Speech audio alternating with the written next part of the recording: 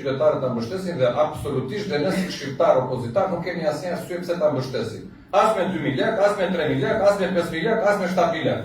Nëse kjo hapësirë është përfunduar kontrata me operatorët, të cilët i kanë pasur më përpara në dispozicion, dhe sot është publike, të mbetet publike. Qytetarët të shkojnë në gjithë botën, janë shumë i bindur edhe tash dhe në shkuar që gjithë ne këtu kemi parë plazhe publike, nuk kemi parë në botë që çdo centimetër i plazhit është i zënë me shezlong, edhe me çadra. Ka kilometra të tëra plazhe publike, në cilin shkojnë njerëz me përshira dhe me çadër me vete, masa s'do të çadër fare. Po është e drejtë e qytetarit. Janë qytetarët të cilët paguajnë taksa dhe tarifa bashkisë Vlorë, e cila ka për detyrim ta mirëmbajtë këtë plazh, sepse këtu po shitet që ne do të vendosim këtë tarifën, se bashkia ka disa kosto që ta mirëmbajtë këtë plazh.